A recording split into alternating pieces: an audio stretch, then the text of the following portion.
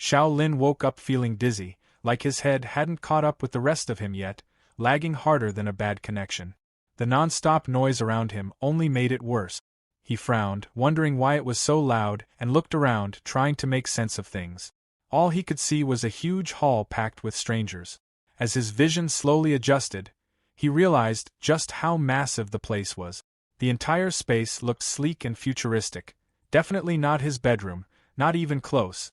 He stood there, completely confused, asking what was going on and who all these people were. The thought circled in his mind again and again. This wasn't his home. Had he been kidnapped? Or was this some absurdly realistic dream? Then something stirred in his memory. He pressed a hand to his head as it resurfaced, recalling that it had all started with a letter. Xiao Lin had graduated not long ago. Instead of jumping into a typical job, he spent his time gaming under the name God Xiao, known for turning matches around at the last second like some last-minute miracle worker. His fans loved it, the control, the timing, the almost smug certainty in his plays. Until he found something more stable, he made money by boosting accounts in games. After finishing another match and announcing he was done for the day, he stretched in his messy room.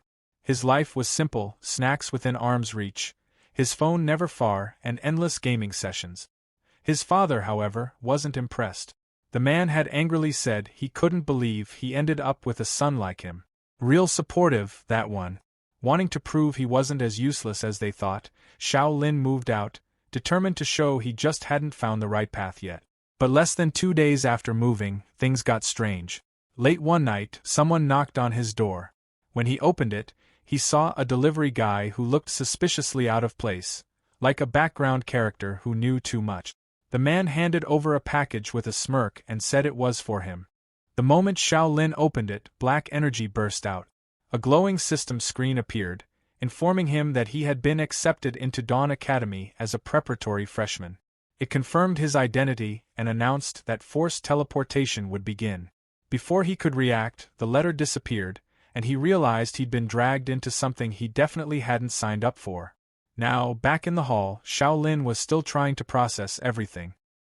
He stood there, sweating slightly and holding his head, when someone spoke nearby. A tall man with a scar across his face and a sword on his back looked down at him and commented that he was finally awake. His tone carried a faint edge of mockery, like he'd seen this exact scene too many times. He added that Xiao Lin must have a pretty weak body if he'd been lying there for over 3 hours, and asked if he had been planning to sleep forever. Xiao Lin blinked up at him, still dazed. Great. First day in, wherever this was, and he was already being judged by some scary bastard with a sword. Around them, the other students were just as confused and angry. Some demanded to know where they were, while others shouted that this was kidnapping and insisted on being let out. A few even threatened to call the police, as if that would somehow fix all of this. The noise quickly spiraled out of control. The scarred man looked fed up. He clicked his tongue and grabbed his sword. In one swift motion, he drew it. A surge of purple energy shot forward with a thunderous sound, sending a shockwave across the hall. The freshmen panicked and scattered as he shouted for them to be quiet. That display was more than enough to silence everyone. He looked down at the group with clear annoyance, muttering that every batch seemed to have people like this. He complained about the recruitment department, saying they must be doing nothing all day. He announced that since someone had woken up late and wasted their time, he would keep things brief. Xiao Lin could only stare back, still trying to figure out what kind of situation he had just been thrown into. The scary bastard with the scar finally introduced himself, saying his name was Qin Chuan and that he was the counselor for freshman year, class 7. Like that alone should settle everyone down. He told the crowd they were the chosen ones, brought here to undergo intense training, build strength, toughen themselves up, and eventually qualify to enter the new world. The reaction was immediate. Some students questioned what he meant by that, while others openly wondered if this guy was insane. Before anyone could get carried away, he cut it off, saying the nonsense was over and ordering them to take out their credentials because the potential assessment was starting. Xiao Lin watched quietly, already thinking things through. Counting himself, there were at least 200 people here, which made it clear this wasn't some ordinary kidnapping. He looked around the futuristic hall again, wondering what this place was and whether he was even still on Earth. The whole New World idea sounded more like some kind of alien migration plan to him. He then watched as the first student stepped into a glowing pod. Xiao Lin figured this potential assessment sounded a lot like checking character stats in a game. The machine beeped and displayed complete. Qin Chuan glanced at the result and immediately dismissed it, saying a total attribute value of 24 was trash and telling them to move on. The next student did slightly better. Qin Chuan admitted 32 points looked decent and even showed a hint of excitement, but it faded quickly. He complained that the overall average was still too low and that only 1 or 2 people were worth noting. He muttered about reporting this to the principal and told the recruitment department to stop picking people out of a garbage dump before calling the next person. When it was Xiao Lin's turn, he stepped into the pod and the machine started beeping, but it didn't stop. Seconds passed, then more. While everyone else had finished in under 10 seconds, he had been standing there for nearly a minute. Even Qin Chuan began watching more closely, clearly expecting something unusual. Finally, the machine gave a loud beep complete. Xiao Lin let out a breath, thinking it was over. Qin Chuan called him over to check the results, and the moment he saw the screen, his expression changed completely. The system displayed, name, Xiao Lin. Strength, 2, agility, 2, intelligence, 2, constitution, 3. Qin Chuan stared, then muttered in disbelief that the total was 9. He covered his eyes, saying he hadn't seen stats this bad since his own early days at Dawn Academy. He turned to Xiao Lin and called him a rare piece of trash, saying it was the first single-digit start he had ever seen. Xiao Lin felt his temper rise and thought that if Qin Chuan was so capable, he might as well send this trash back home. Qin Chuan simply sighed, disappointed that his brief anticipation had turned into what he called a true loser. Standing there, Xiao Lin heard that word echo in his mind.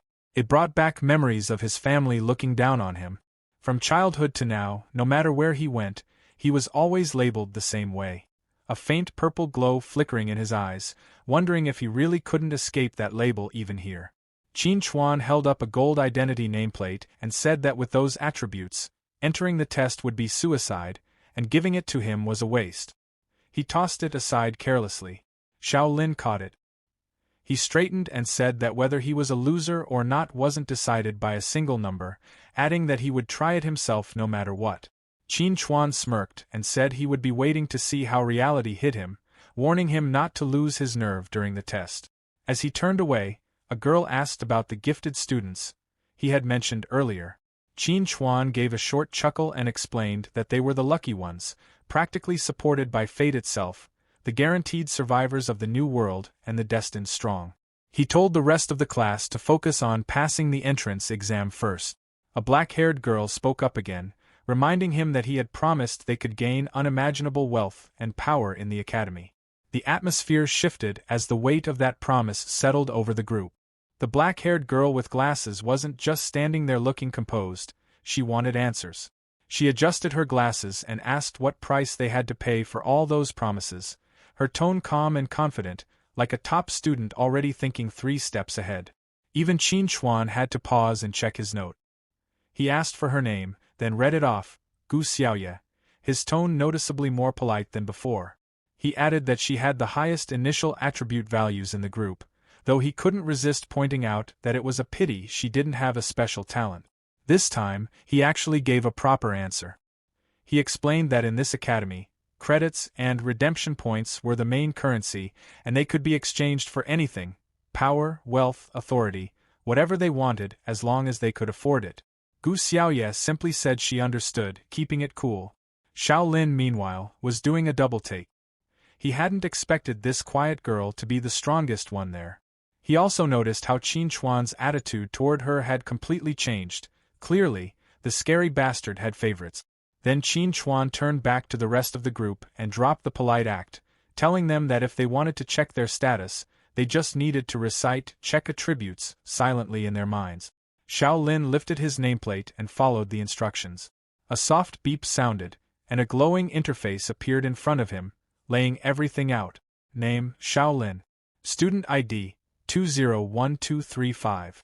Credits and redemption points, 0. His attributes were still painfully low, Strength 2, Agility 2, Intelligence 2, Constitution 3. Both his physical and magical attack ratings sat at a depressing F-. Then came the part that made things worse. His natural lifespan was listed as 83 years. At 23, that left him with 60 years remaining. But there was a warning: every time he died, 10 years would be deducted. Once it hit 0, that was it. Xiao Lin froze, staring at the screen as he processed that detail. Around him, the others were reacting just as badly. Some panicked, saying their remaining lifespan was already dangerously low. Others realized that dying even once could mean the end. A few tried to deny it, arguing that something like lifespan couldn't possibly be measured. As Xiao Lin was still taking it in, a sudden beep-beep rang in his ears. A new system window popped up. It informed him that an abnormal fluctuation had been detected and that a hidden talent was being unlocked. That caught him completely off guard. He thought there was no way someone like him would have a hidden talent. Looking around, he noticed no one else reacting, which made it clear the notification was meant only for him. The system began analyzing, though parts of it came back as unknown. No matching name, no matching level in the database. After a moment, it finished. The results showed that his learning efficiency was greatly enhanced, even at level 1. The passive effect boosted his ability to learn any skill to full efficiency, while the active effect allowed him to replicate any F-rank ability for 3 minutes. There were limits. He couldn't copy other talents, and the ability could only be used once every 7 days. Since the system couldn't identify the talent, it prompted him to name it. Xiao Lin thought it over briefly. It improved learning and allowed copying, simple enough.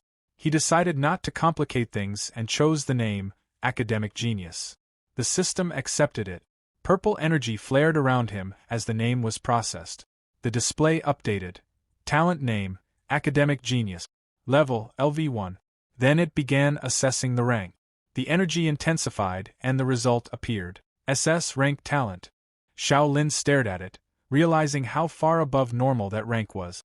It also meant Qin Chuan hadn't detected it earlier during the assessment. Not far away, Qin Chuan was still busy yelling at other students, completely unaware. Xiao Lin's expression shifted into a small, confident smirk. He thought that an SS-class talent might be exactly what he needed to survive here. The label of loser didn't seem so fixed anymore. In his mind, God Xiao was back in play. The student with only 9 years left was visibly panicking, doing the math in real time and not liking the result. He asked what that lifespan actually meant, wondering if losing 10 years per death would just drop him straight to 0. He even asked if this whole thing was some kind of bug. Qin Chuan didn't bother explaining gently. Instead, he smacked the guy on the head and called him an idiot, making it very clear that yes, if he only had 9 years left, dying once would mean immediate, permanent death. Then, surprisingly, he said they were stupid for thinking this was bad news. He explained that outside the academy, people lost lifespan every year just by living, and once they died, that was it. No second chances. But here, lifespan wasn't just a countdown, it was a resource. A currency. Something they could earn back. By completing missions and exchanging points, they could increase their strength and recover lost years. He pointed out that power, knowledge, wealth, and even lifespan were all within reach. In theory, as long as someone had enough credits, eternal life wasn't impossible. Gu Xiaoye adjusted her glasses and asked whether this rule applied everywhere or only inside the academy. Qin Chuan answered that once they became students, the rule would apply as long as they were on Earth. Then he abruptly ended the discussion, announcing that the entrance test was starting and ordering everyone to stay where they were. A system prompt appeared, stating that teleportation was being prepared and that a countdown had begun. The numbers ticked down, 3, 2, 1. As it hit 0, purple flames erupted across the hall, swallowing the students in a flash of light. In an instant, they were gone. Qin Chuan was left standing alone in the now empty hall. He clicked his tongue and muttered that this batch didn't have a single talented student, complaining that his evaluation score would probably suffer. He rubbed his head, clearly irritated by his luck.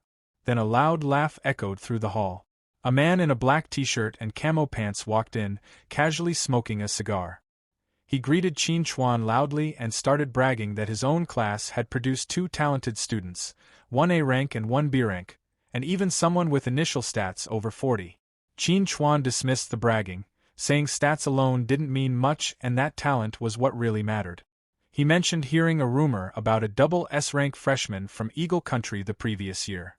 The other counselor laughed it off, saying that rumor had already been debunked since there was no record of it in the central database.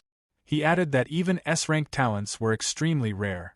Qin Chuan agreed, remarking that there couldn't be many in the world, completely unaware that an SS-rank anomaly had just been sent into his own test.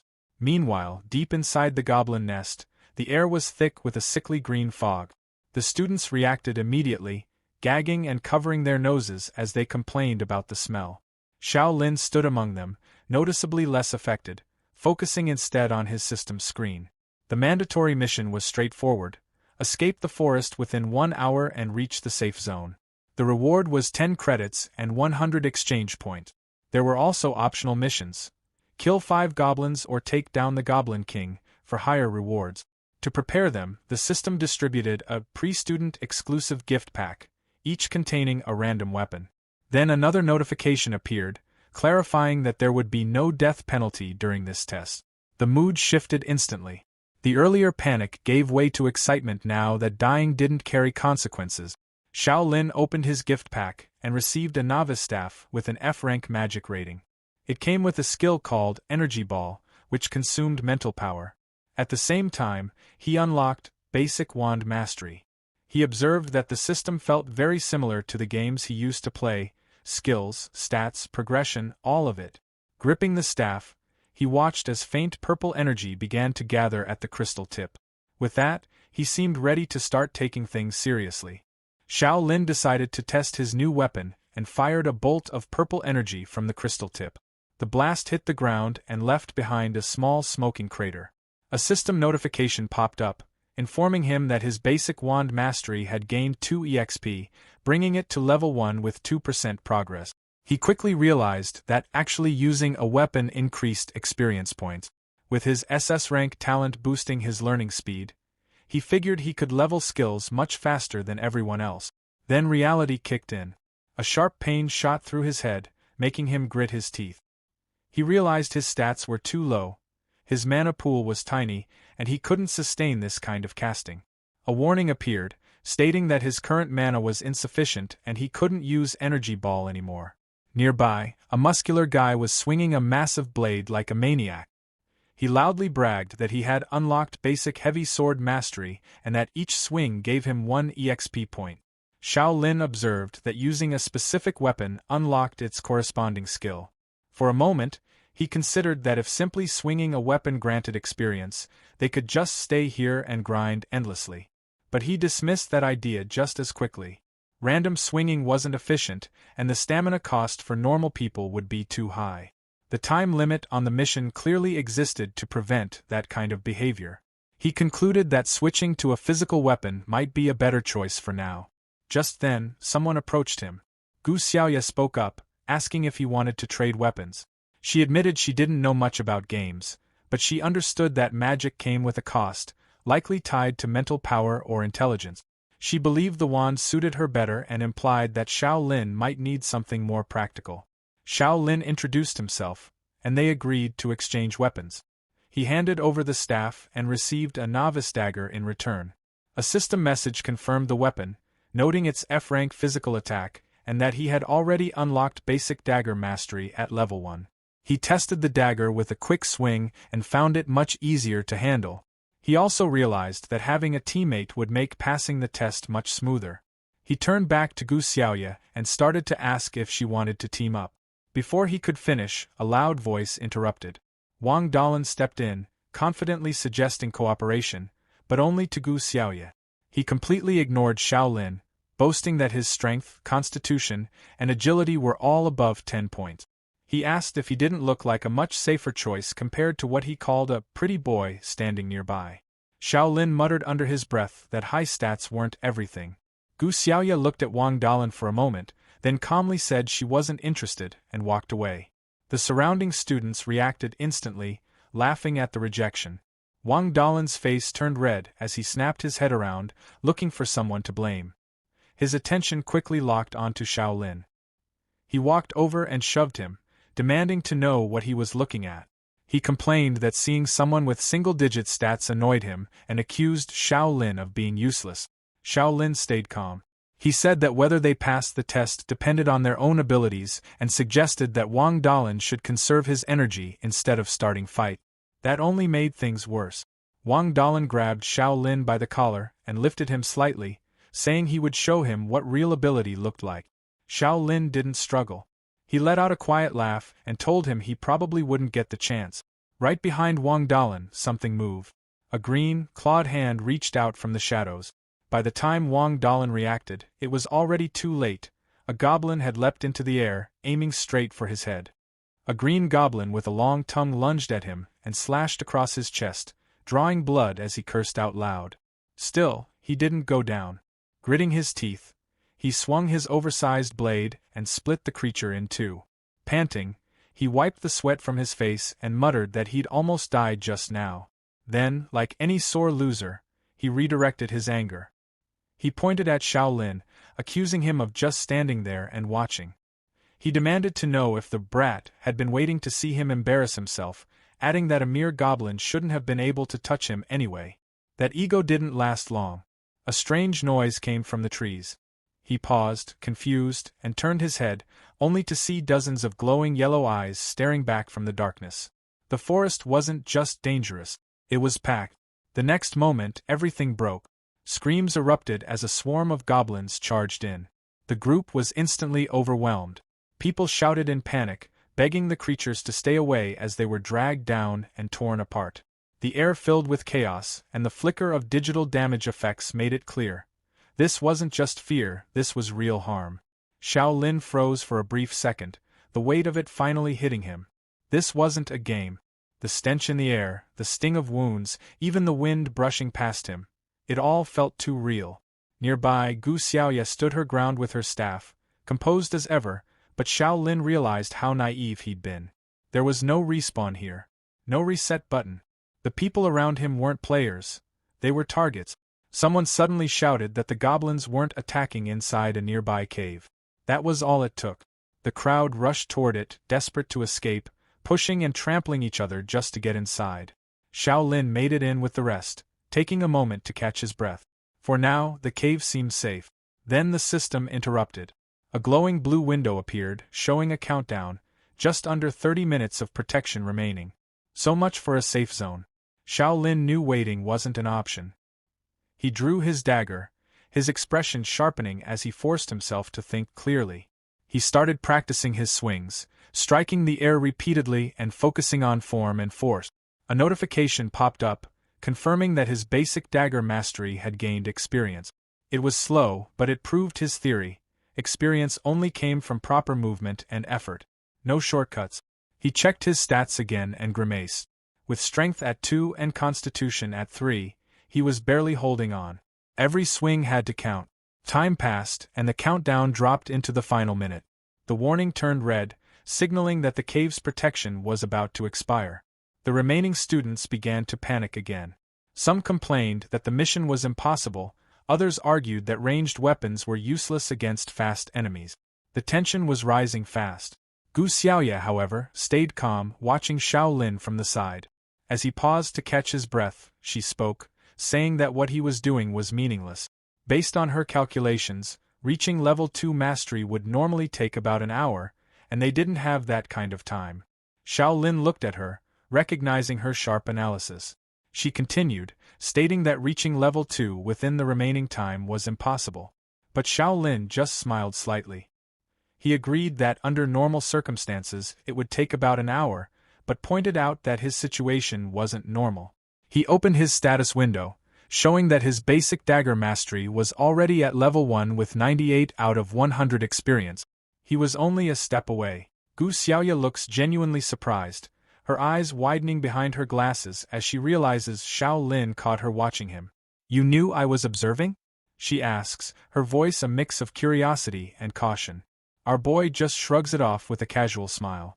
"It's just like gaming," he explains, "you have to read the guide before pulling the mob." He's treating this death match like a Friday night raid, but the genius girl isn't amused.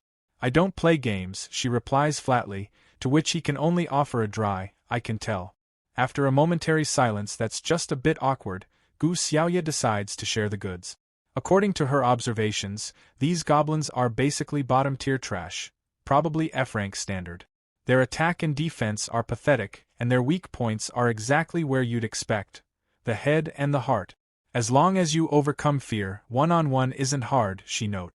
Xiao Lin looks out at the rest of the group, most of whom are curled up in the fetal position or shaking like leaves.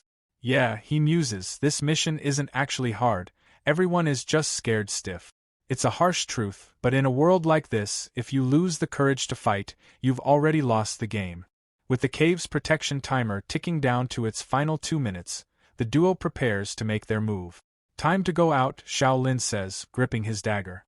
Gu Xiaoye nods, adding that they can't just spend the whole mission running away. But as they head for the exit, they're blocked by the resident tough guy in the black shirt. Wait, where are you going? He barks, clearly not liking the idea of the brains leaving his side. He ignores Xiao Lin entirely and focuses on the girl. Gu Xiaoye, party up with me. With our stats, we can definitely kill our way to the destination. He then shoots a nasty glare at our protagonist, adding, bringing this trash along is just going to get us killed. Gu Xiaoye doesn't even blink. She's already thinking 3 steps ahead. Reaching the safe zone required by the mission isn't difficult, she says calmly. The difficulty and the biggest payoff lie with the Goblin King. The tough guy looks at her like she's grown a second head. The Goblin King is just an optional mission. Besides, up until now, that damn thing hasn't made a sound. He leans in, his voice rising in frustration. We might not even be able to do the basic surviving part, and you're thinking about a hidden mission? But Gu Xiaoye is convinced that if the mission exists, it's beatable. She starts theorizing about a trigger mechanism. Maybe it's time-based, student headcount, or, most likely, the number of goblins killed. Xiao Lin chimes in, expertly ruling out time and student count since the school wouldn't leave them with 0 time for a boss fight, and there are already too few people left for that to be the trigger. The most likely cause is the kill count, he concludes with a confident smirk. A terrified girl with a bow interrupts, asking why they even need to fight the boss. Can't we just complete the mandatory mission? She stammers, her voice trembling. Xiao Lin turns to the group, his expression turning serious. Because there's no penalty for losing this test, but winning is a huge profit. He argues. To him, running away isn't survival, it's a huge loss. He asks them if they really think they'll get another chance to earn credits with 0 risk once school actually starts. Since there's a chance to get more credits and exchange points, why not go all out and try? The logic starts to sink in, and even the scared students begin to realize that since they won't really die, they might as well risk it. The tough guy's still trying to play the alpha. You're really going to listen to this weakling? He sneers. See clearly who the carry is. My initial stat value is 32. He doesn't even get to finish his brag before Gu Xiaoye shuts him down. 32 points? That's just slightly better than an average person, she says dismissively. He rages, demanding to know how high her stats could possibly be. She adjusted her glasses, her voice cold and sharp. 46 points. Now, can you please shut up? The silence that follows is deafening. The tough guy looks like he's just swallowed a lemon, and even Xiao Lin is internally reeling. 46 points, that's fully more than 5 times mine. He thinks, his eyes wide with shock. This girl isn't just a genius, she's a powerhouse. Stepping into her role as the natural leader, she takes command. Those who want to pass the assessment and get extra rewards, follow my command now. She starts barking out roles. The tough guy with the high stats is stuck on aggro duty at the front, while those with ranged weapons provide support from the rear. Then she looks at Xiao Lin. He's already got his role figured out. I'll be responsible for roaming and harassing, he says, a clever glint in his eye. And while I'm at it, last hitting the goblins fleeing with low health. He knows his stats are too low for a head-on fight, so he's going to play the scavenger. The group moves out and the battle begins immediately. Die for daddy. The tough guy roars, swinging his massive blade and cleaving through goblins. Behind him, the archer girl pulls her string taut and lets an arrow fly.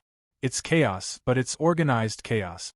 A goblin leaps at one of the girls, but Xiao Lin is a blur of motion.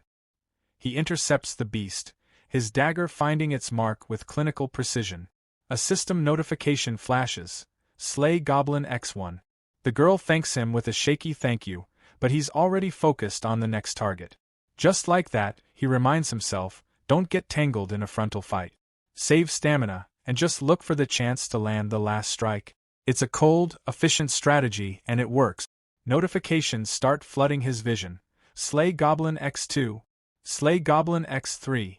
Slay Goblin X4. One of the students watches in disbelief as our pretty boy with single-digit stats seems to strike exactly when the monster is most vulnerable every time. The scary alpha guy isn't having it, muttering to himself that it's really lucky, just scavenging kills every time.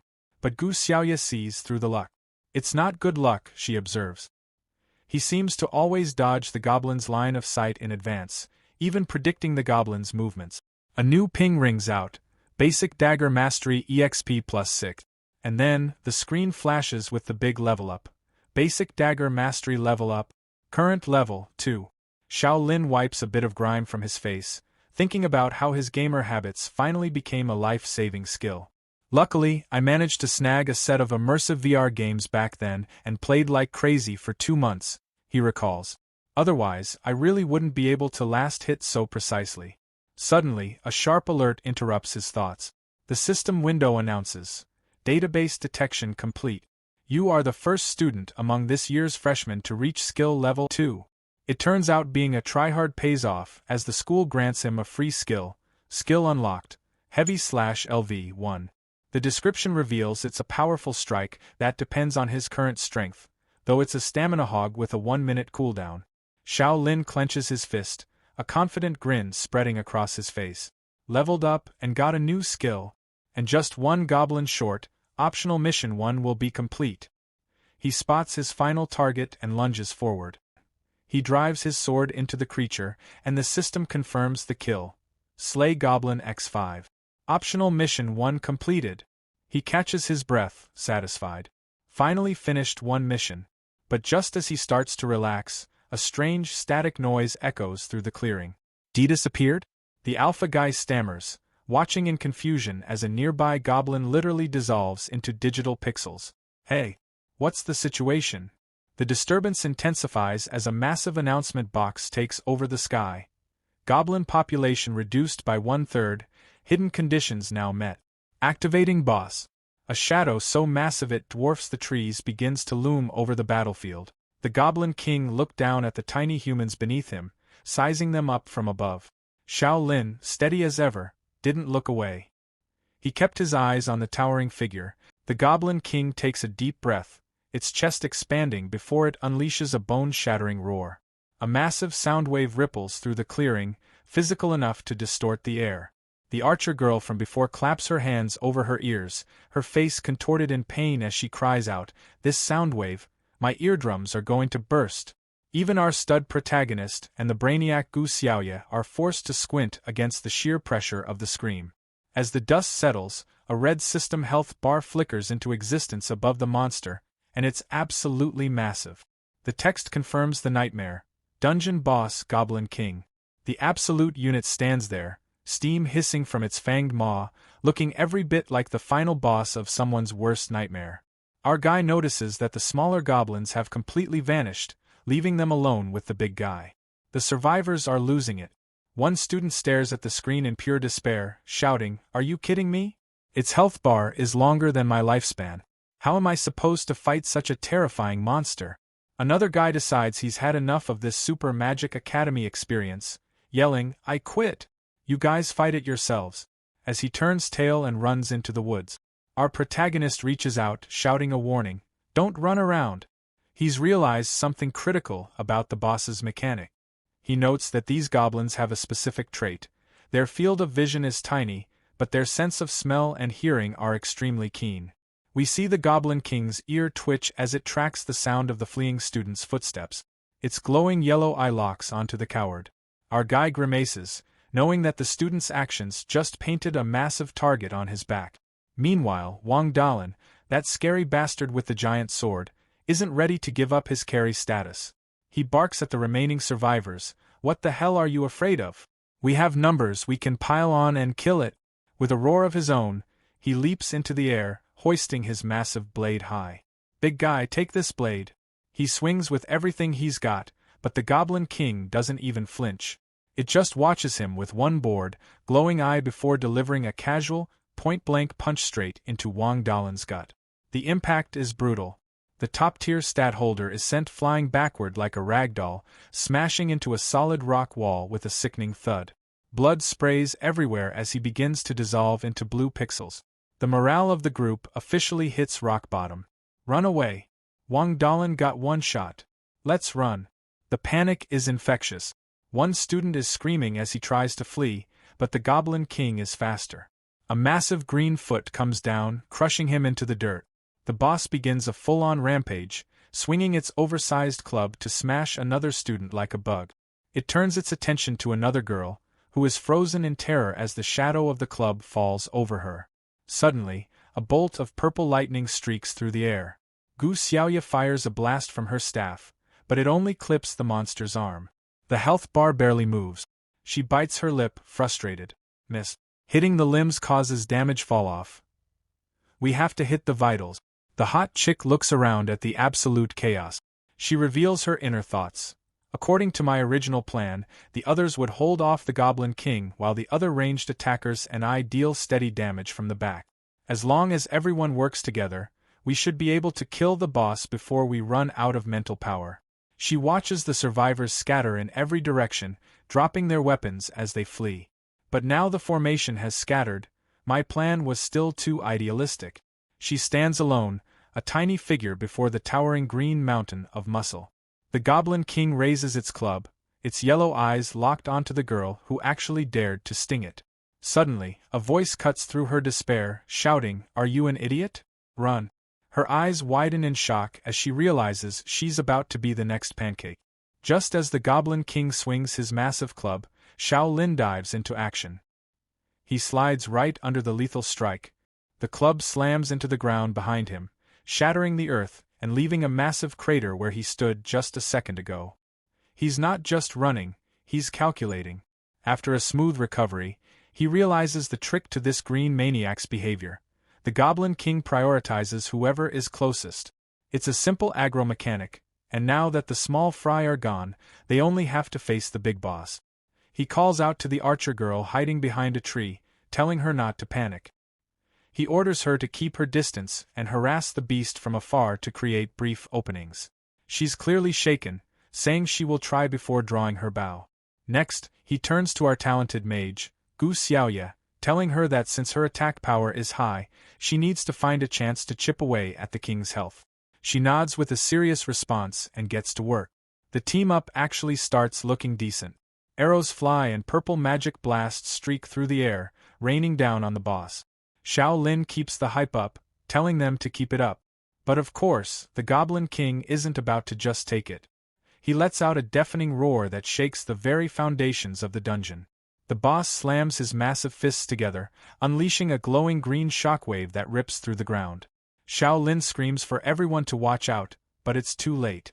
The archer girl is caught in the blast and sent flying with a cry of pain. As the dust settles, only Xiao Lin and Gu Xiaoya are left standing to face the monster. Gu Xiaoya looks pretty stressed, asking Xiao Lin if just the two of them even have a chance at this point. Our guy just gives her a cool look and asks if her blue bar, excuse him, her magic power, is still enough to fire a few energy blasts. She tells him she's got 2 shots left at most. Xiao Lin grins, telling her that's enough since headshots deal high damage and she just needs to hit its head once. She's worried because the green giant moves too fast for her accuracy to keep up, but our MC has a plan for that. With a confident smirk, he tells her that if it moves too fast, he'll just make it stop. That's when things get serious. A glowing system screen announces the activation of his skill, Scholar. His eyes light up with a mystical violet glow as the system scans the monster, detecting its shockwave skill. It's an F-rank ability that deals impact damage and, more importantly, inflicts a 3-second stun. Xiao Lin slides forward, reflecting on how he used to be called trash because his talent was useless. But now, it's finally his turn to shine on the battlefield. Another screen pops up to confirm the win, skill copied. He's now packing the boss's own shockwave ability, with a 30-second cooldown and a 3-minute duration, and he's ready to show this monster how it's done. Xiao Lin rushed forward as the Goblin King got ready for its next move. Watching closely, he realized it was about to use its shockwave again. From what he understood, the monster had to slam both hands into the ground to trigger it, while his copied version only needed a weapon strike. Since he was much smaller, he figured his move would come out faster. A system message appeared showing that copy, Shockwave, had been activated. Xiao Lin swung his sword down at the same time the Goblin King brought its massive hands crashing toward the ground. He had already figured that skills like this could be interrupted, and right away, the collision sent out a violent burst of energy that forced the Goblin King's arms back. Xiao Lin slid across the ground and noted that his guess had been right. The Goblin King let out an angry roar. Xiao Lin reminded himself that he couldn't keep using the skill back-to-back, and had to wait for the cooldown. The system showed 22 seconds remaining as the monster kept attacking without slowing down. Out of nowhere, a huge purple blast of magic slammed straight into the Goblin King's chest. The monster let out a loud roar as its health bar dropped. Gu Xiaoye appeared nearby, leaning on her staff, sweat running down her face. Struggling to catch her breath, she said she couldn't keep going much longer and only had one attack left. At the same time, she couldn't understand how Xiao Lin had managed to interrupt the Goblin King's skill with stats like his. The system showed the cooldown, 16 seconds. The Goblin King ripped a massive rock from the ground and threw it. Xiao Lin barely moved out of the way in time and noted that it was way too close.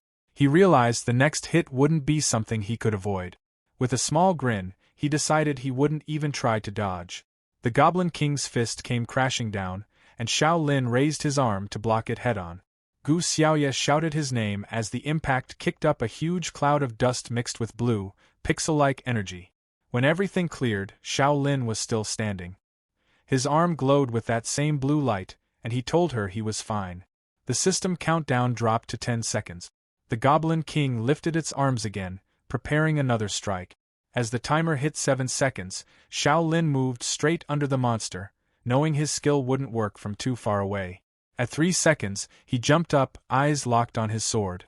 He shouted for the monster to stop just as the system showed that the cooldown was complete. Right after that, another message confirmed copy. Shockwave had been activated. A massive purple blast burst out from his strike. He called out to Gu Xiaoye, telling her to take the chance. She didn't hesitate and released her final, powerful purple beam from her staff.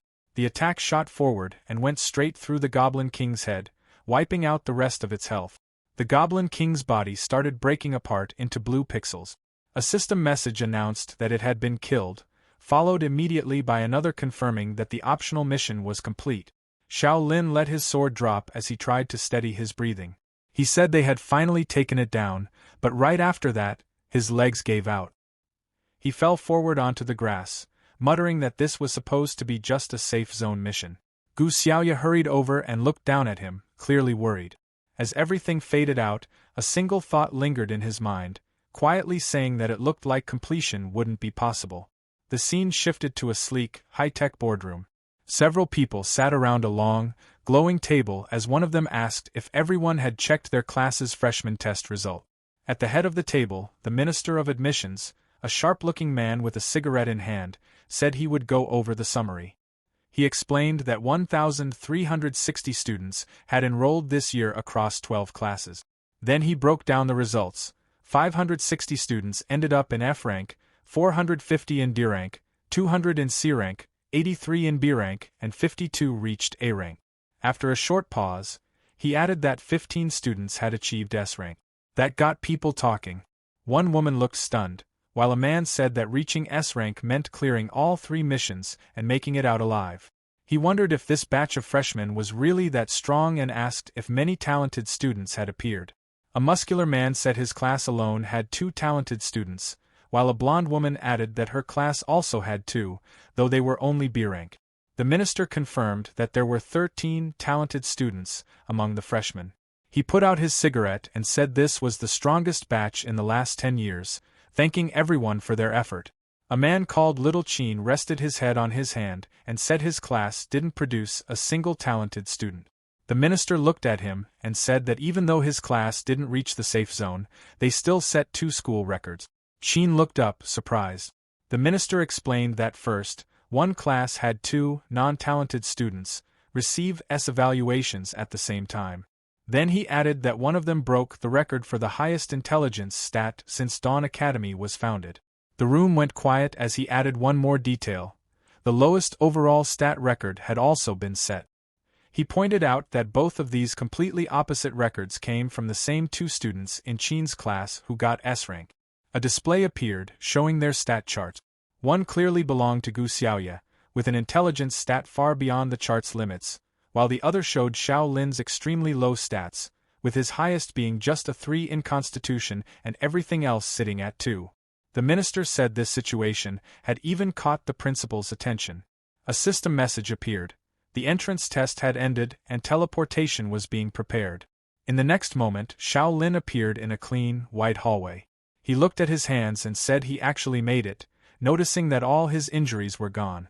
A system screen showed up in front of him with his details. His name, student ID, and mission result. All 3 objectives were marked complete. Reaching the safe zone, killing 5 goblins, and defeating the Goblin King. His final evaluation was S, along with 40 credits and 800 exchange points. Xiao Lin stared at it, confused. He said he didn't remember completing the first mission since he had passed out earlier. As he reached out to the screen, he noticed Gu Xiaoye walking away in the distance and wondered if she had been the one who brought him to the safe zone. Someone called his name. He turned and saw the archer girl waving as she ran over. She thanked him and Gu Xiaoye, saying she wouldn't have gotten an A evaluation without them. Looking a bit down, she admitted she felt useless since she got taken out by the boss's shockwave aftereffects. Then she asked if they managed to defeat the Goblin King. Xiao Lin gave a small smile and said they did. She lit up and said she knew they could do it. Just then, a large man bumped into Xiao Lin and reacted with a quick, ow, before looking annoyed. He said it was nothing but luck and added that with stats like Xiao Lin's, he would have been done for countless times if he hadn't relied on Gu Xiaoye the whole time.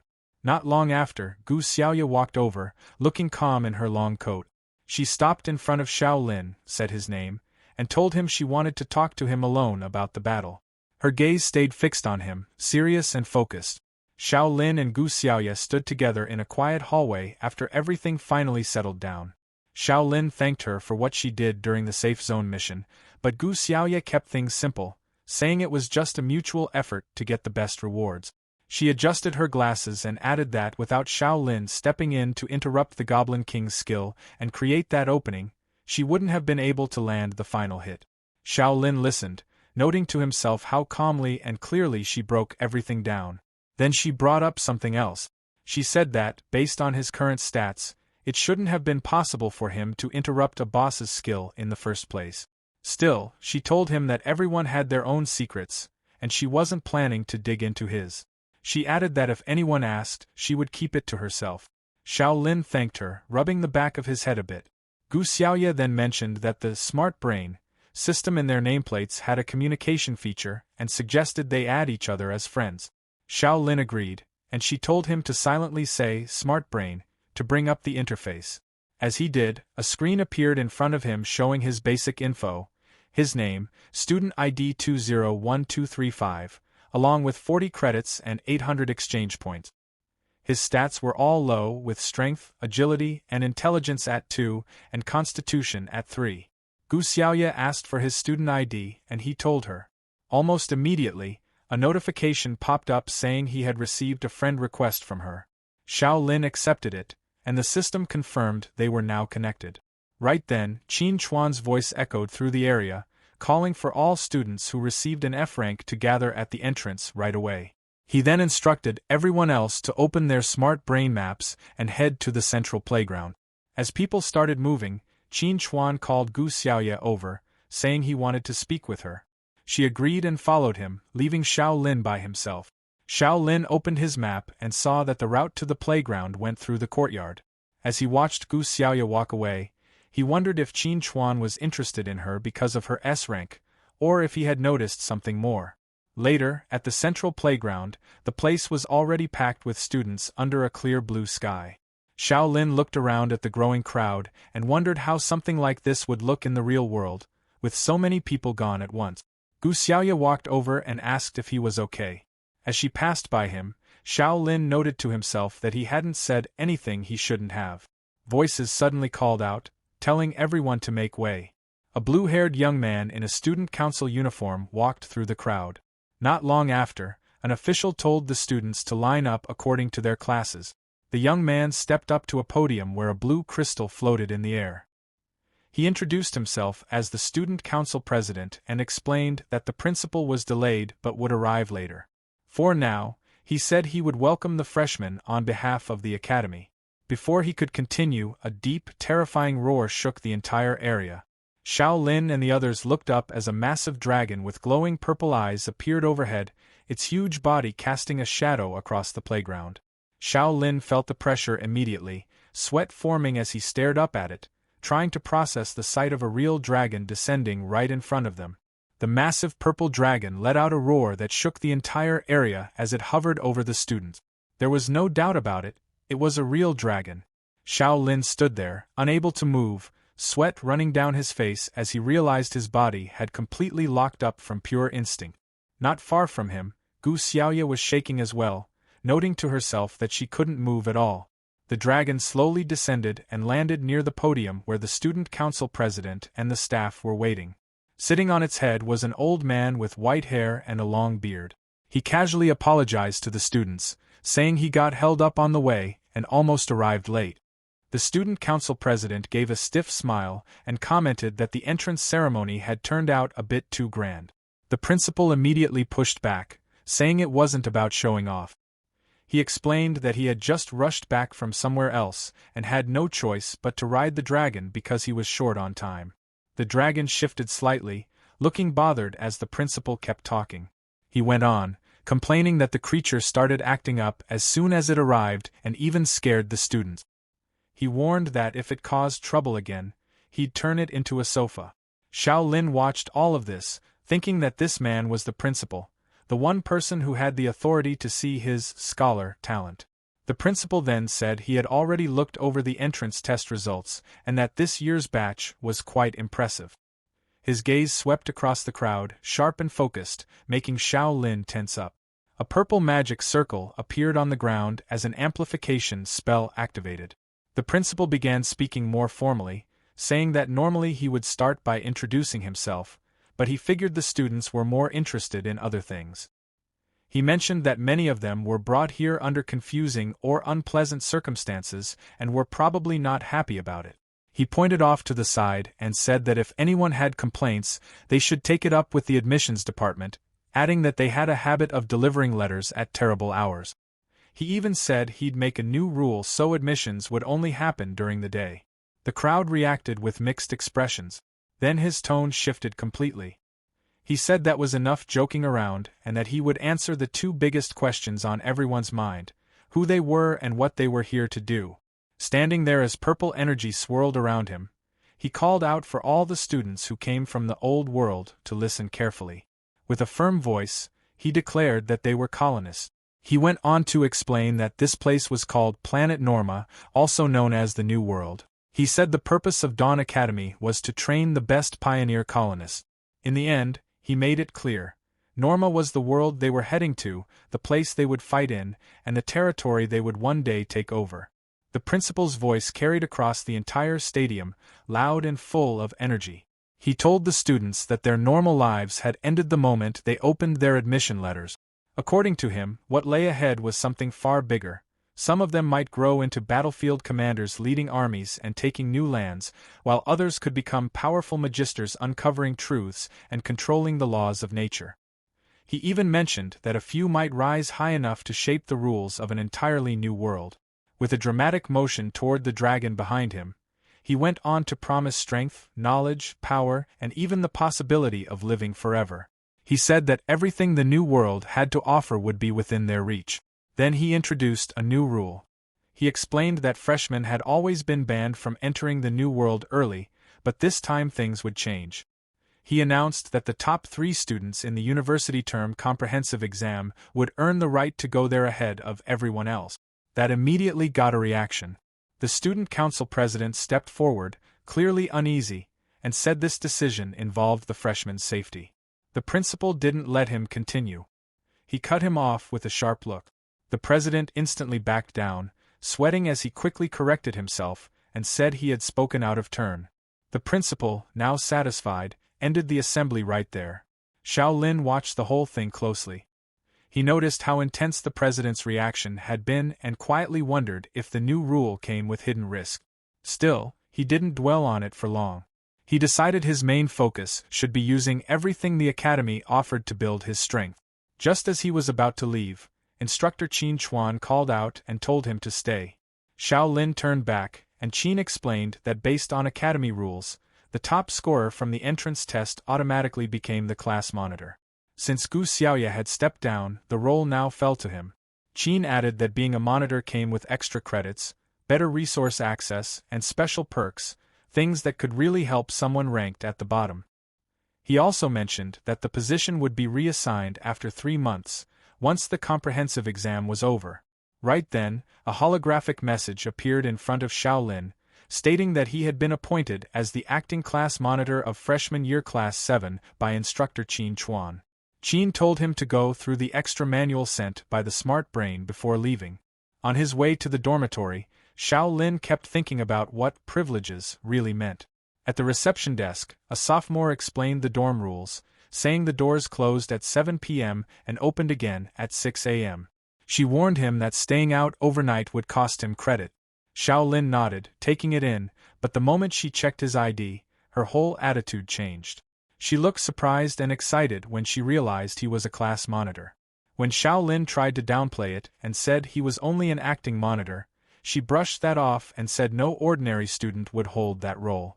She introduced herself as Zhang Tingting and eagerly offered to help him pick up supplies and choose a room. As she handed him a green freshman uniform, she casually mentioned that sophomores wore blue, while also chatting more comfortably than before. She guided him to his room, which turned out to be a private one, something only class monitors were given. Regular freshmen had to share. Xiao Lin took in the space, clearly impressed.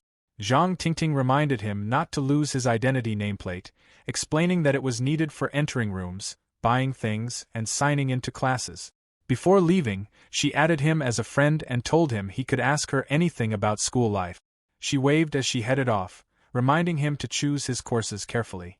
Now alone, Xiao Lin started to see how much strength influenced status in this place. He didn't waste time and decided to handle course selection right away. He gave the command to open the course selection table, and a huge list appeared in front of him. There were basic stat courses like swordsmanship, sabermanship, boxing, archery, and meditation. Then there were secondary stat courses like taijutsu, perception, balance, focus, resilience, movement, parry, and dodge. On top of that, there were compulsory subjects covering the history, language, and geography of the normal world. The number of choices felt like a lot, but Xiao Lin reminded himself to stay focused. He knew the required courses were fixed, and he had to pick one main combat course along with 3 secondary ones. He relied on his scholar talent, knowing it could make up for his weak stats. He thought it through carefully. Since his talent boosted learning speed, he decided to lean into that advantage. He chose basic swordsmanship for its flexibility, basic taijutsu to help him stay alive in fights, and basic meditation to strengthen his mental focus. Once he confirmed everything, a blue screen appeared, letting him know the selection was complete. The next day, Xiao Lin showed up at the swordsmanship training ground. He swung his sword at a wooden training post, putting effort into each strike. A system message appeared, showing that his swordsmanship experience had increased. As he kept practicing, he began to understand that the strength of a proper slash came from the waist, not just the wrist. The moment he picked that up, his talent activated. Another notification appeared, saying his learning efficiency had doubled. A faint blue glow surrounded him as he continued training, improving much faster than before.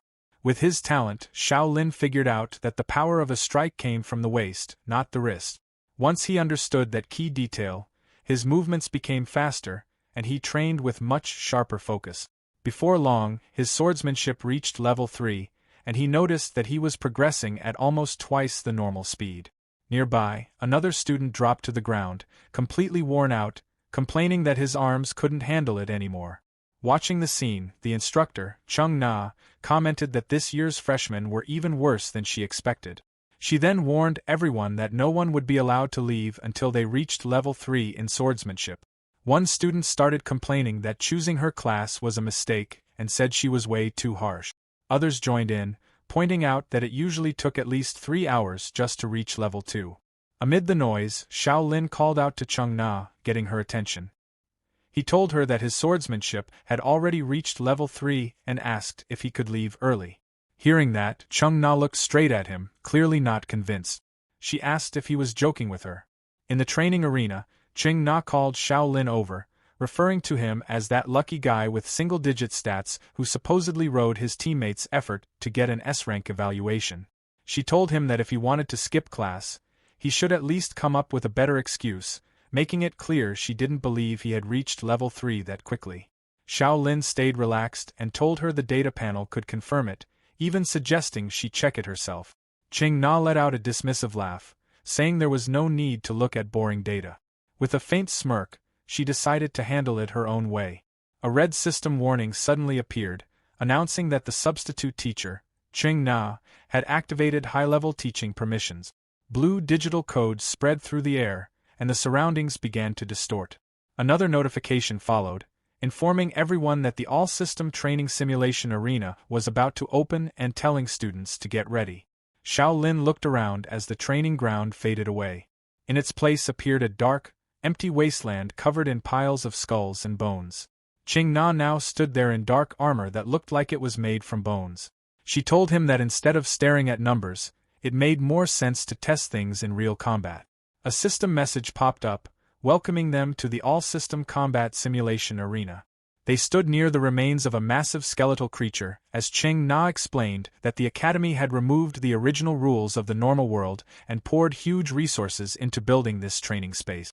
She stepped closer and told him that while he wouldn't actually die here, everything he felt, including pain, would be completely real. She added that opening this arena had cost her a lot of exchange points. With a simple wave of her hand, one after another, armored skeleton soldiers started climbing out of the earth. Chung Na told the brat to prove his level 3 swordsmanship in real combat, mentioning that these skeletons were about as strong as the goblins from the entrance exam. She then sat down on a throne made of bones, watching him with an amused smile. She told him that if he managed to clear this dungeon, she'd let him leave class early, not just today, but in the future too. Just then, a heavy blade came swinging toward Xiao Lin. He moved aside just in time as a system interface appeared, showing the mission details. The undead dungeon had opened, and he could either survive for 40 minutes or take down 20 skeleton soldiers to clear it. Xiao Lin pressed his lips together, thinking that opening something like this just to check a freshman's level was completely over the top.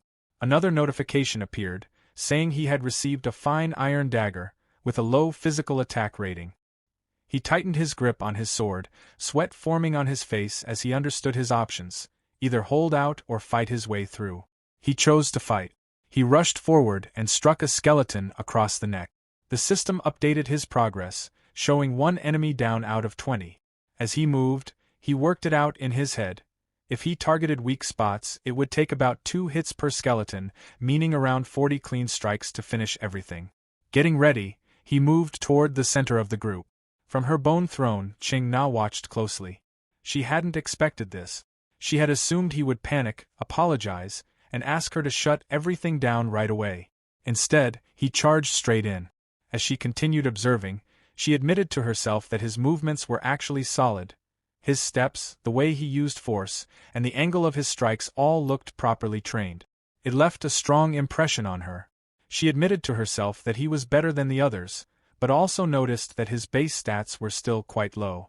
Then she realized he had chosen swordsmanship and meditation classes to improve those stats. Even with those weak stats, Xiao Lin had already defeated 13 skeletons on his own. To Chung Na, that alone was impressive. The timer showed 28 minutes remaining, but his stamina was starting to drop, and he ended up taking a hit to the back from one of the skeletons. Seeing that, Chung Na said that was enough and told him to face reality, adding that there was no way he could win like this. She told him to give up and follow her instructions, but Xiao Lin stayed on his feet, still ready to continue. At that moment, a new skill called Heavy Slash activated in his system. With a single swing, he took out several skeletons at once, pushing his count up to 16. Chung Na reacted with surprise and wondered how he suddenly gained a skill like that. Xiao Lin kept going. He used the attack again and cleared the remaining enemies one by one until all 20 skeletons were defeated. With the last one down, the challenge was complete. Breathing heavily, he looked toward Chung Na, who was still seated on her bone throne. With a tired smile, he told her he had completed the requirement she set at the start of class. Hearing that, Chung Na began to think that a freshman getting an S rank might not have been luck after all. Far away in the council room, the president sat there casually signing papers like nothing was wrong. An assistant nervously pointed out that the new kid's schedule was completely absurd and showed him the screen. The president took one look and couldn't believe it.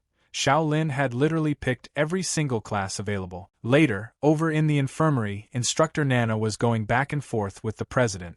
She sounded annoyed, asking if that preppy guy really thought her class went too far.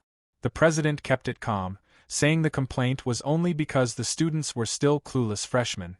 Instructor Nana turned away and basically said being harsh now was the only way to keep them alive later. The president didn't argue. He clearly got her point, even if it was cold. Instructor Nana sighed, flipping her hair like she was already done with this boring back and forth. Then a groan came from the bed. Both of them looked over as Xiao Lin slowly woke up from that brutal virtual beatdown. He blinked a few times, trying to figure out where he even was. After looking around and catching that strong medicine smell, he figured out he was in the school infirmary.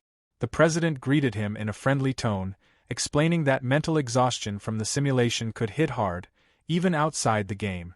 Xiao Lin stretched a bit and noticed his body only felt slightly off, which honestly surprised him. The treatment here was no joke.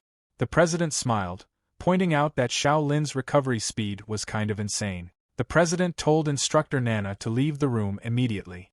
She stomped her foot and complained that he was seriously abusing his authority, sounding clearly annoyed. Then she turned away, slammed the door behind her, and marched down the hallway.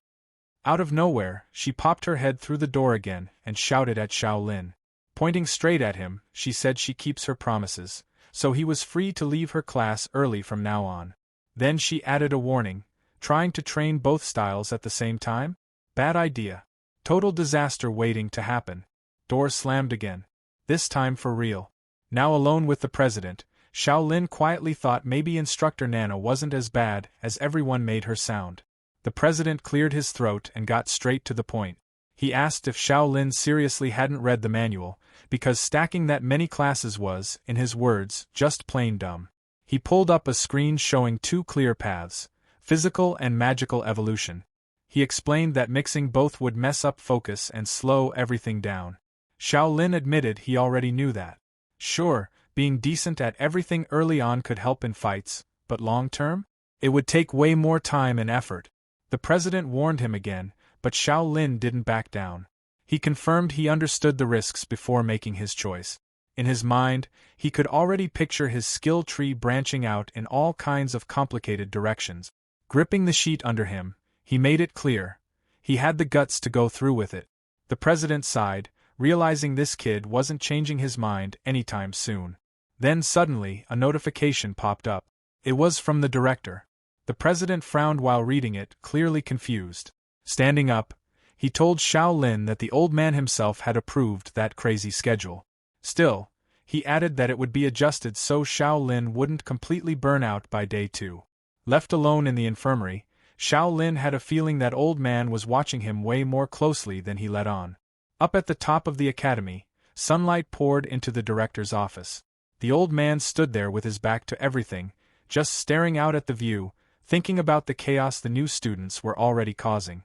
Then a ghost-like girl floated into the room, smiling brightly. She asked why he looked so serious. The director pointed at her and accused the system of watching way too much anime lately, saying almost no one even knew an AI like her existed. The AI complained like a bored kid, saying she'd been stuck doing nothing for 100 years. Then she playfully asked if he wasn't excited about that freshman with top scores. The director frowned and pulled up Xiao Lin's file, calling his stats straight up pathetic. He said the academy usually only accepted students with at least double those numbers. No way someone like that got in by luck. Floating nearby, the AI said she had checked old records and found something weird. She explained that there was no data on Xiao Lin in the central system at all. Then she showed him the numbers. 1,360 people were brought in, but only 1,359 admission records existed. She mentioned that kind of system error had never happened before. The director immediately told her to pull up Xiao Lin's admission letter so he could check it. She refused. Just like that. Laughing at his reaction, she said even she couldn't access it because it was heavily encrypted. That's when it really hit him. This situation was way deeper than it looked. After a long sigh, the director decided to drop it for now and keep everything quiet. No need to start panic over something this strange. The holographic girl went along with the plan and hid the corrupted file without hesitation. The director then cast a security spell and ordered that all the other admission letters be protected right away. The system followed his command, locking down the newbie data to make sure nothing like this happened again. With a slightly teasing tone, the girl pointed out that he was clearly worried someone might uncover the truth behind those letters. The old man just gave a faint smile and brushed it off, saying he'd be heading back to their planet the next day. He made it clear he didn't want anyone messing with Xiao Lin's development. After that, he left everything at the academy in the AI's hands and took off. The next day, the academy cafeteria was packed, with rows of trays neatly lined up as students grabbed their meals. At one table, a senior girl stared at Xiao Lin with wide eyes and asked if he was really the same guy who had passed out after just one class yesterday and ended up alerting the student council president. Xiao Lin looked down a bit awkwardly and admitted that, yeah, it was him. At the same time, he wondered if his unlucky moment had already spread across the academy. The senior let out a sigh and told him he should probably consider himself unlucky. She added that Senior Cheng Na had a pretty intense reputation and wasn't someone people wanted to deal with. As they ate, Xiao Lin asked if only teachers could open the holographic simulation arena. The senior looked at him, surprised, and asked if he hadn't checked his class monitor permissions yet. Right then, a digital interface popped up in front of him. It listed his privileges as class monitor. Things like viewing basic info about classmates, managing group permissions, and approving applications for the holographic simulation arena. The senior explained that since he was the class monitor, he could submit an application himself without needing anyone else's approval. Following what she said, Xiao Lin opened his holographic device and found the application under a special tab. The senior warned him that since he was just a freshman, his request would most likely get rejected. But almost as soon as he submitted it, a notification sound came through. Xiao Lin glanced at it and said calmly that it had already been approved. The senior choked on her drink and stared at him, blurting out that there was no way. In her mind, she couldn't believe it. Instant approval was basically unheard of. She remembered how even their previous class monitor had waited 3 full weeks just to get a response. She quickly warned him that the holographic simulation arena was usually used by second-year students, and even they had to wait a long time to get access. On top of that, opening it cost at least 500 exchange points, and those points would only be returned if the simulation was cleared. If he failed, the points would be gone for good. Xiao Lin focused on his screen, realizing he only had 800 exchange points. That meant he couldn't afford to mess up even once. Then he thought about what was coming. The top 3 students in the upcoming comprehensive exam would earn early qualification for the new world. He remembered his rivals, the scarred man who had said the class monitor position would be reassigned after the exam, and the muscular guy who kept calling him weak. He also knew that Class 7's strongest group was led by Gu Xiaoye and Wang Dalin. If Wang Dalin ended up becoming the next class monitor, there was no chance he'd ever let Xiao Lin use the arena again. With that in mind, Xiao Lin made up his mind. Before the exam started, he had to get stronger, no matter what it took. Xiao Lin stood up from the cafeteria table and told the senior he was heading to class. She gave him a light wave and said, "Bye-bye," watching him walk off. In her mind, she figured he really was putting in the effort. It matched what she'd expect from someone who ended up as acting class monitor. The scene shifted to the physical fitness classroom. Inside the gym, 3 students walked together. Liang Ziyue, a freshman from Class 6, adjusted his glasses and said he couldn't believe someone with such poor stats had been chosen as acting class monitor.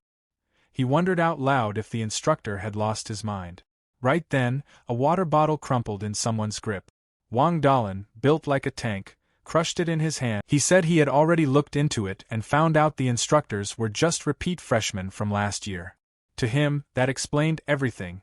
He dismissed the instructor as someone who couldn't even make it to sophomore year and said it made sense they'd pick someone like Xiao Lin, complaining that Xiao Lin was still training alone after class and acting like he was something special. He added that Gu Xiaoya had also started looking down on him, and said he'd deal with her sooner or later. Liang Ziyue stepped closer and asked why they should wait 3 months for the official assessment when they could deal with Xiao Lin now. Dalin looked at him, confused, asking what he meant. Liang Ziyue smiled and said he knew a sophomore from the disciplinary department. He pointed out that breaking school rules led to point deductions, then leaned in and quietly explained his idea. Meanwhile, Xiao Lin was alone in the gym, running hard on a treadmill. System notifications kept popping up as he pushed himself. Basic physical fitness, EXP +2, then another +2. He finally stopped, breathing heavily, sweat covering his face, as a system window showed his progress. He glanced at the time and noted it was almost 7. The wall clock read 6:55. In his head, he figured it was about a 10-minute walk back to the dorms, just enough to make curfew. As he headed toward the exit, he felt a bit more confident. At this pace, if he kept training every day after class, he figured he could reach level 2 by next week. He reached for the door handle and tried to turn it, but it didn't move. He paused, letting out a quiet huh, as he tried again. Then it hit him. The door wasn't opening. Looking at it more closely, he realized what was going on. It had been locked from the outside. Inside the training ground, sharp clicking sounds echoed as Xiao Lin kept trying the door handle again and again. After a few tries, he realized what was going on. Someone had locked it from the outside. He figured whoever did it hadn't even bothered to check if anyone was still inside. Curfew was coming up fast, and he started thinking he might actually end up spending the whole night in the gym. Then another click sounded, and just like that, the lights shut off. The entire place went dark and quiet. Xiao Lin let out a small, uneasy laugh and told himself it was just the scheduled lights-out time. Still, he couldn't help but complain in his head that a school like this didn't seem like the type that needed to cut power at night. Outside, under a thin crescent moon, 2 students in formal uniforms walked across the academy ground. Han Sun, from Year 2 Class 8 and part of the disciplinary department, reported that Liang Ziyue had confirmed a freshman acting class monitor was breaking the rules by moving around after curfew. Chun Yu, the second-year head from Class 1, responded in a firm tone. He said that if a freshman acting class monitor was openly ignoring curfew, it had to be handled seriously as a warning to everyone else. He added that with the principal away and the student council president busy with bigger matters, it was up to the disciplinary department to keep things in order without slipping up. As the acting head for the freshman year as well, he made it clear he wouldn't tolerate any carelessness when it came to discipline. Han Sin nodded slightly and agreed, calling him Brother Yu. When they reached the training ground, Han Sun told Chen Yu he'd go in first to check things out. As he walked toward the entrance, a faint, calculating smile appeared on his face. He figured that since the target had just become acting class monitor, there had to be plenty of exchange points on him. To Han Sun, this looked like a perfect chance to gain something. He unlocked the door and stepped into the dark gym, but stopped almost immediately, letting out a quiet, confused sound. He looked around at the silent treadmills and weight equipment, wondering where the student had gone. Chen Yu stepped in behind him and asked what was going on. Han Sun casually replied that he thought he heard something, like someone hiding nearby. Meanwhile, Xiao Lin stayed pressed tightly against the wall in the shadows, keeping completely still as the 2 seniors searched the room. Inside the dark gym, Han Sun looked around, clearly confused, muttering that this didn't make sense. Chen Yu stood nearby with his arms crossed and pointed out that the door had been locked from the outside the whole time, so there was no way anyone could have been inside. He suggested Han Sun probably just heard something wrong. Han Sun wiped the sweat off his forehead and gave a light, uneasy laugh, saying that might be the case. He then suggested they move on and continue their patrol. As the 2 of them turned to leave, Han Sun's face tightened with annoyance, quietly wondering where the kid had gone. In the background, Xiao Lin slipped away unnoticed, blending into the darkness. Once he made it outside, Xiao Lin quickly moved behind a tree and let out a slow breath. He thought about how close that had been. If they had found him, there was no doubt he would have lost points. Freshmen weren't allowed to be out at night at all. Keeping low, he started going over everything in his head. The timing felt off. He had been locked inside the training ground, and right after that, the disciplinary department showed up at that exact spot. It felt too convenient. He wondered if someone had set him up, or if he was just reading too much into it. He tilted his head up and looked at the night sky and paused. There weren't one, but 2 moons hanging above him. He remembered what the instructor had said about the academy being modeled after the normal world, and it clicked for him that the new world must have 2 moons. The view felt strange but also oddly captivating. Since going back to the training ground wasn't an option, Xiao Lin walked into the quiet, moonlit woods. For now, he figured the most important thing was finding somewhere safe to stay until morning. Then, without warning, a massive shape appeared ahead of him. A dark snout released a thick cloud of smoke, and a huge purple eye slowly opened. Xiao Lin stopped on the spot as a giant purple dragon came into view, its scales reflecting the moonlight. He recognized it right away. It was the same dragon from the entrance ceremony.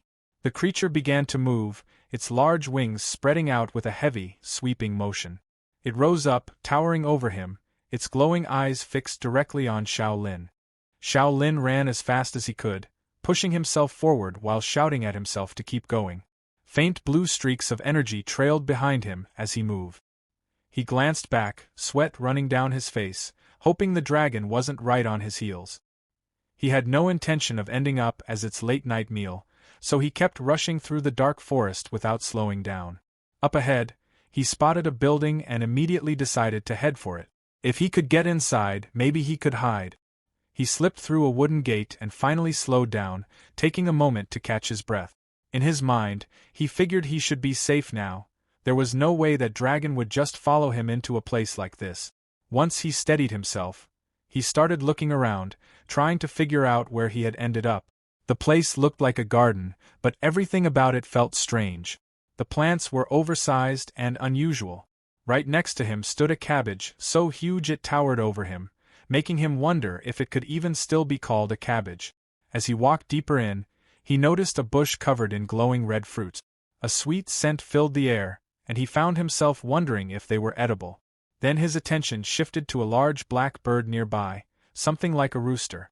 As he stared at it, he couldn't help picturing a perfectly cooked, golden-brown beggar's chicken. The image made his mouth water a little as he thought about how plump it looked. The bird suddenly let out a sharp cluck, its eye flashing with a faint red glow as it fixed its gaze on him. Without warning, it took off into the air as it charged straight at him. Xiao Lin quickly moved aside as the bird opened its beak and released a huge stream of fire. He reacted in shock, wondering how a chicken could even do something like that while barely avoiding the flames.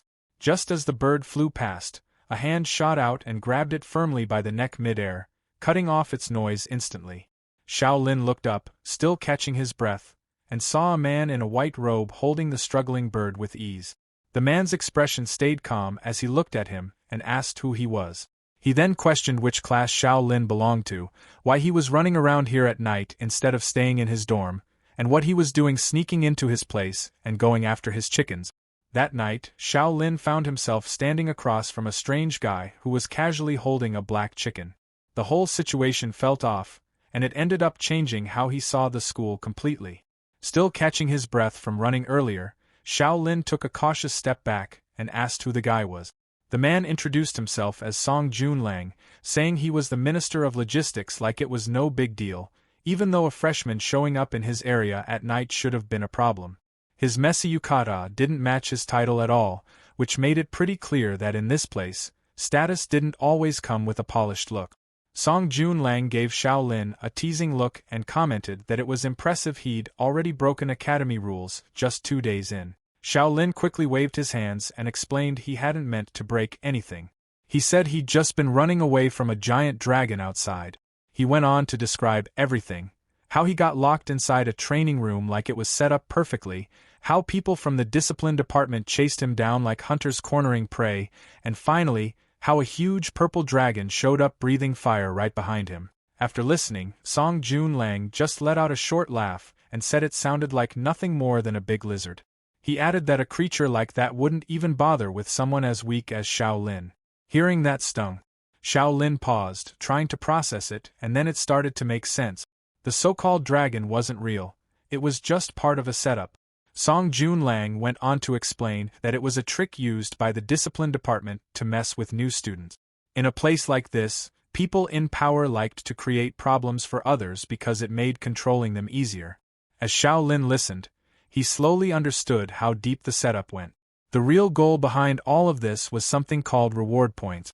Song Jun Lang explained that reward points were basically everything in this place. They decided what kind of gear you could get, what resources you could use, even access to special training areas. Weapons, healing items, simulations, everything cost a lot of points. And the discipline department liked using traps like this to force students into breaking rules, just so they'd have to spend their points to deal with the penalties. It wasn't just money either. Points also decided promotions and who got access to the next stage, the thing every student here wanted. With a knowing smile, Song Jun Lang suggested that instead of losing all his points for breaking the rules, Xiao Lin could just pay a smaller fine instead. Xiao Lin clenched his teeth, already convinced that Wang Dalin had worked with the discipline department to set him up. Right then, Song Jun Lang's expression changed. He stepped closer and started listing everything Xiao Lin had done wrong, being out past curfew and entering the logistics department without permission. Just those 2 violations alone were enough to wipe out the small number of points Xiao Lin had left. The sound of quick footsteps coming from behind the gate suddenly broke the quiet. The patrol team had caught up. Song Jun Lang didn't look bothered at all. He casually gave Xiao Lin a choice. He could walk out and accept punishment, or stay and take a deal under his protection. Moments like this made it obvious how easily people traded freedom just to stay safe. Xiao Lin quickly figured out that this guy wasn't simple at all. He was clearly using the situation to get something out of him. Seeing that reaction, Song Jun Lang gave a satisfied smile, then suddenly asked something completely out of place. He asked if Xiao Lin could cook. Xiao Lin just stood there, confused. A second ago it was about getting out of trouble, and now it was about cooking? His thoughts got messy trying to keep up. He remembered all those times he'd lazily watched cooking videos while snacking, but actually doing it himself? That was a different story. Song Jun Lang then explained his condition. He said he'd handle the people outside, but in return, Xiao Lin had to do him a small favor. He'd been wanting to eat beggar's chicken for a long time, and the black chicken in his hand didn't seem too happy about that idea. Xiao Lin hesitated and asked if he really had to cook that right now. Song Jun Lang calmly laid out the options again. Go outside, lose his points, and take the punishment, or stay, cook, and have all his violations wiped clean. Thinking about the points he'd worked to gather, Xiao Lin clicked his tongue and agreed. Song Jun Lang narrowed his eyes and gave a smug smile, making it clear this was Xiao Lin's own decision. Xiao Lin forced a small, awkward smile, hoping he wouldn't mess things up too badly. Song Jun Lang pointed toward the house, and told him to go inside and stay quiet no matter what. Xiao Lin hurried off, still remembering to thank the same person who had both helped him and put him in this situation. Outside the gate, Chen Yu and his group were already waiting, carrying themselves with the confidence of people used to enforcing rules. Song Jun Lang walked out to meet them, speaking in a relaxed but clearly superior tone as he greeted Chen Yu from the discipline department. Chen Yu adjusted his glasses and explained coldly that the principal's pet had been acting strangely, so they had to inspect the garden right away. By then, the black chicken in Song Jun Lang's hand had gone completely still. Song Jun Lang curled his lips slightly and asked if they had any real reason for this inspection. The exchange between them stayed controlled, but the clash between the two sides was obvious. He stood right at the gate, blocking the way, and mocked the discipline department for poking into other people's business while not handling their own responsibilities properly. One of the team members fired back, saying the logistics department was still under the academy's authority, and they had every right to patrol and deal with violations anywhere on campus. Song Jun Lang's gaze turned cold. He directly called Chen Yu a low-level lackey and told him not to interfere. Then he added that if they kept pushing, he'd report their unauthorized entry into the logistics department straight to the principal. Chen Yu, clearly annoyed, and said Song Junlang was just using the principal's name to pressure people. He went further, openly mocking him, saying everyone knew his strength didn't even reach rank C and that he only got his position through connections. From behind the bushes, Xiao Lin watched everything unfold, surprised by how openly Chen Yu showed his hostility. He kept his eyes on Song Junlang's back, and a quiet suspicion started forming about who this strange man really was.